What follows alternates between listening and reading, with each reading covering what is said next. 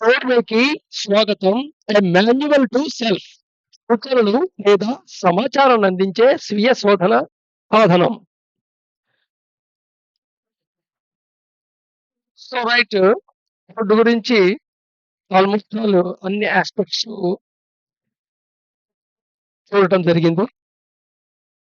అయితే ఉపవాసం ఉండటం గూడా ఫుడ్ యాస్పెక్ట్‌లో ఒక భాగమే. పిరియాడికల్‌గా అంటే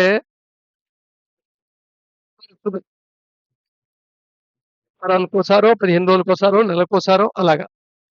సో, ఉపవాసం చేయటం అనేది కూడా శరీరానికి మంచిదే. ఎందుకంటే ఈ శరీరం మొత్తం ఒక మిషన్ అయితే దానికి మెయింటెనెన్స్ డే ఉంటుంది. మనం కార్‌ని ఎలాగైతే సర్వీసింగ్ ఇచ్చేస్తామో అలాగా మెయింటెనెన్స్ చేయాల్సిన డే ఉంటుంది. ఆ మెయింటెనెన్స్ డేని గుర్తుపెట్టి ఆ రోజు ఉపవాసం ఉంటే కరెక్ట్. మెయింటెనెన్స్ డే ఎలా గుర్తుపడతామండి? చూద్దాం దాని గురించి. సో, మామూలుగా మనం ఫుడ్ తింటాం. ఫుడ్ తిన్న టైంని పరంగా తీసుకుంటే 12 గంటలు ఫుడ్ ఈటింగ్ విండో అండ్ 12 గంటలు ఫాస్టింగ్ విండో.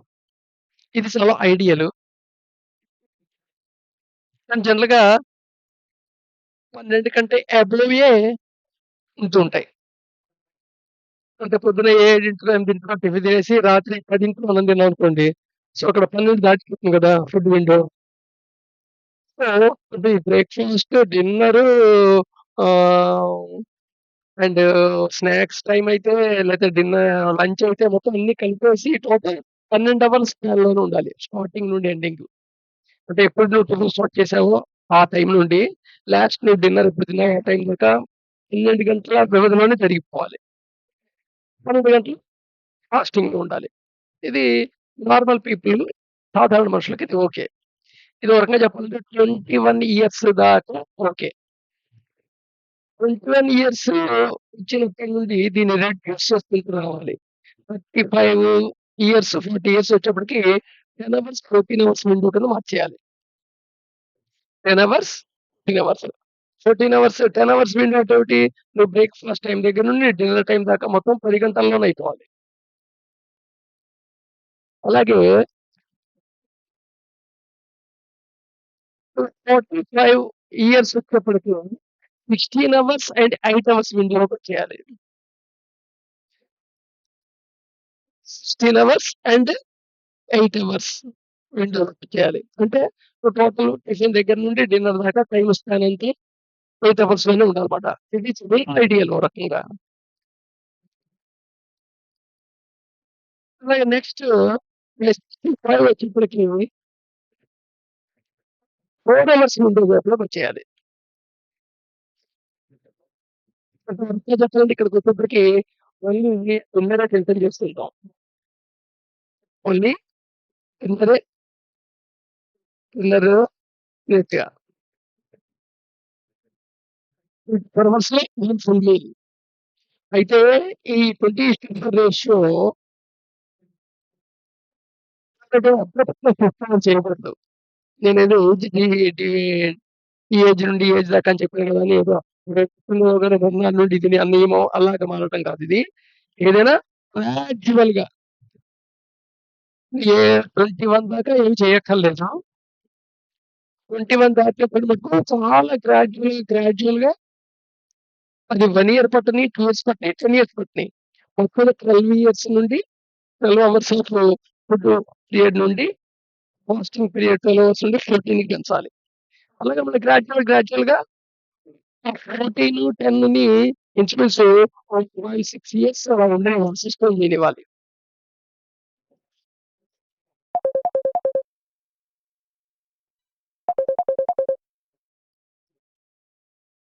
ఆహ్, గ్రాడ్యుయల్‌గా 16, 8కి దాన్ని షిఫ్ట్ చేయించాలి.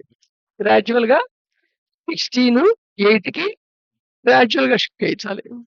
ఇది కూడా చాలా టైం పట్టుతుంది. ఏ నష్టం లేదు ఇక్కడ. హైపోట్ ఏం లేదు. ఇక్కడ 6-8 అనేది చాలా ఫేమస్ అయింది ఈ మధ్య. ఇంటర్మిటెంట్ ఫాస్టింగ్ అనే పేరుతో. ఎస్పెషల్లీ చాలా మంది ఈ డయాబెటిస్ వాళ్ళకి ఇదే ప్రిస్క్రైబ్ చేస్తున్నారు. ఈవెన్ డాక్టర్స్ కూడా. దీని మీద ఆల్‌మోస్ట్ ఆల్ ఈ ఫాస్టింగ్ చేయటం వల్ల ఏమిటి ఉపయోగం అనే దాని మీద నోబెల్ ప్రైజ్ గూడా ఇచ్చారు. ఎనీవే తర్వాత ఈ 16:8 అనేది అంటే ఫుడ్ విండో ఏమో 8 అవర్స్, ఫాస్టింగ్ విండోనేమో 16 అవర్స్. ఇది గ్రాడ్యుయల్‌గా 24కి తీసుకురావాలి. అది చాలా గ్రాడ్యుయల్‌గా తీసుకురావాలి. అబ్రప్ట్‌గా షిఫ్టింగ్ అది మటుకు చేయొద్దు. ఇదనమాట. మామూలుగా కొంతమందుంటారు అనామలీస్ అని, అలర్ట్స్ అంటారు వాళ్ళని. వీళ్ళంటే 24 గంటలు తింటూనే ఉంటారు. వీళ్ళకేమి ఫాస్టింగ్ అవర్స్ అని లేదా ఈటింగ్ అవర్ అని డిఫరెన్షియేషన్ ఉండదు.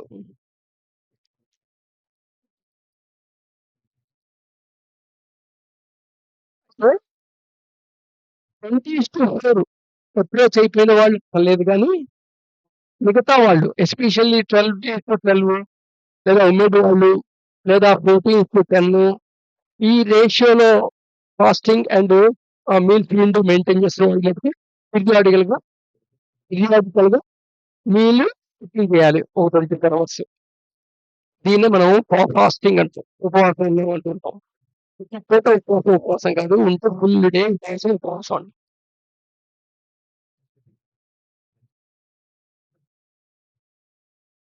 సో, మీది ఉన్న ప్రెజెంట్ స్టేజ్ ఒకటి. విండో పీరియడ్ అంతా ఫాస్టింగ్ పీరియడ్ అంతా. సో, మీ ultimate target first target, second target, third target చాలా గ్రాడ్యుయల్‌గా రిసీవ్ అవ్వాలి. 5 మినిట్స్, 5 మినిట్స్ తగ్గించుకొచ్చినా నష్టం లేదు. ఒక నెల 5 మినిట్స్ తగ్గించి మెయింటైన్ చేసాం. ఇంకో నెల 10 మినిట్స్ తగ్గి మెయింటైన్ చేసాం. అలా అంత గ్రాడ్యుయల్‌గా వెళ్ళినా పర్వాలా. మొత్తం మీద సర్టెన్ పీరియడ్ ఆఫ్ టైమ్‌లో మీరు అప్రోచ్ అవ్వాలి. అప్రోచ్ అయిన తర్వాత 2, 3 అవర్స్, 3 ఇయర్స్ ఇంచుమించు రఫ్‌గా 5 ఇయర్స్ దాకా కూడా చేయొచ్చు. దాంట్లో స్టాటిక్‌గా ఉండాలి. మళ్ళీ నెక్స్ట్ జర్నీ స్టార్ట్ చేయాలి. మళ్ళా నెక్స్ట్ జర్నీ స్టార్ట్ చేయాలి. సో, ఇలాగా 20:4 వచ్చిన తర్వాత మటుకు 24 మార్సిల్స్ ఫర్ 24 అవర్స్ అనే స్టేజ్‌కి ఫైనల్ స్టేజ్ అన్నమాట. అప్పటిదాకా రావాలి. సో, ఇది రిక్వైర్‌మెంట్. అయితే ఎవరైతే ఇంటర్మిటెంట్ ఫాస్టింగ్ కాకుండా 14, 10, 12, 12 లేదా ఒమిడ్‌గా ఉన్నారో వాళ్ళు మటుకు మీల్ స్కిప్పింగ్ అనేది కంపల్సరీ చేయాలి. పిరియాడికల్‌గా. అయితే ఏ రోజు చెయ్యాలి? దీనికి ఒకటే రూలు. ఏ రోజైతే నువ్వేదో కోల్పోతున్నావు మానేస్తే, ఆ రోజు నువ్వేదో కోల్పోయిన ఫీలింగొచ్చి, ఏదో మిస్ అయిపోయిన ఫీలింగొచ్చిందంటే, అది నీ మెయింటెనెన్స్ డే కాదు. లేదా నువ్వు మెయింటెనెన్స్ డే బలాంతని పెట్టుకున్నావనుకో, ప్రతి నెల 15వ తారీఖున పెట్టుకున్నావనుకో రఫ్‌గా. 14వ తారీఖు అమ్మో! రేపు మెయింటెనెన్స్ డే రేపు ఏమి తినను. ఇవాళ ఏదో తినేయాలి అనే ఒక ఆత్రం కలిగినా అది మెయింటెనెన్స్ డే కాదు. మెయింటెనెన్స్ డే ఎలా ఉంటుందంటే, ఆ రోజు అసలు నువ్వేం కోల్పోయావనే ఫీలింగే రాదు. ఒక రకంగా చెప్పాలంటే ఆకలి అనే భావమే ఉండదు. అంటే రోజు పలానా టైంకి తినటానికి కండిషన్ అయ్యావు కాబట్టి, ఆ టైంకి ఏమో తోచగా ఏమైనా తిందాం అనే ఫీలింగ్ వస్తుందేమో కానీ, ఆకలి అనే భావం అయితే రాదు. అట్ ద సేమ్ టైమ్ నీరసం అనే భావన కూడా ఉండదు. నీరసం అని ఉండదు. ఏదో మిస్ అయ్యామన్న ఫీలింగ్ ఉండదు. సో, అలాగా ఆ డేని సెట్ చేసుకొననుకోవాలి. సరే ఈ సెట్ చేసుకోవడం అనేది చాలా అవేర్‌నెస్‌తో జాగ్రత్తగా అబ్జర్వ్ చేస్తే గాని తెలీదు. రకరకాల ఎక్స్‌పెరిమెంట్ చేయాలి బాడీతో. ఈరోజు మానేస్తే ఎలా ఉంది? మళ్ళా నెక్స్ట్ నెల వేరే డేట్ చూసుకోండి. నెక్స్ట్ నెల వేరే డేట్ చూసుకోండి. అంటే పీరియాడిసిటీ మార్చండి ఇది. 45 రోజులకు ఒకసారి అని అనుకోండి ఫస్ట్ మానేసే రోజు. సో, ఆ రోజు మార్చుకొని చూడండి. 44 రోజులకు చూడండి.